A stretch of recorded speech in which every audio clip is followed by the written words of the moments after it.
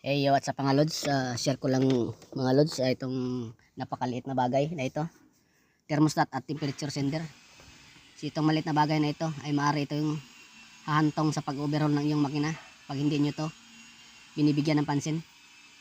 So una guys, ang thermostat ay nakatago ito. So una natin natanggalin at papalitan ay itong thermostat. So meron itong 3 volt dito. Ang unit pala natin ngayon ay Mazda 6. So tanggalin natin itong battery cover. At meron itong 3 bolt dito sa may manifold papuntang cylinder head. So plastic ito, so dapat dahanin natin ito pag tanggal na, maluwag na. Tanggalin natin itong 3 bolt dito na 8mm. So basic lang ito. Pero itong basic na ito ay magdudulot ito ng kabahamakan sa iyong makina. Ayan o, dapat huwag na natin paabutin pang masira ang ating thermostat at temperature sender kasi masisira ang buhay mo dito, lalo na pag ikaw ay user na pihikan ka sa mga maintenance. Ay dapat wag mong gawing ugaliin na kuripot ka sa maintenance sa maliliit na bagay, dahil ang maliit na bagay ay nagkukos ng malaking kamot sa ulo. So tanggalin din natin tong temperature sender. Ayan o, malambot lang ito.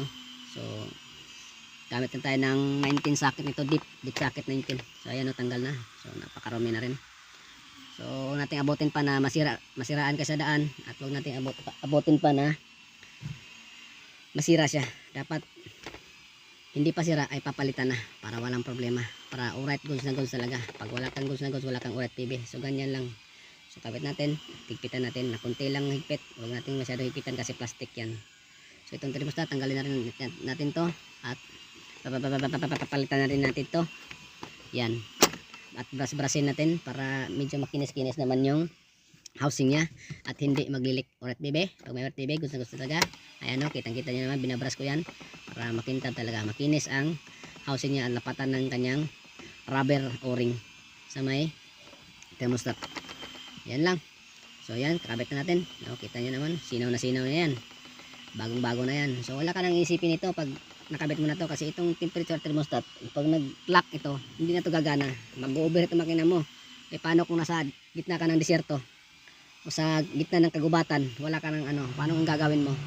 So dapat prevention is better than cure talaga, ang pinaka the best. Ayan, so nakabit ko na at ipitan ko na syempre.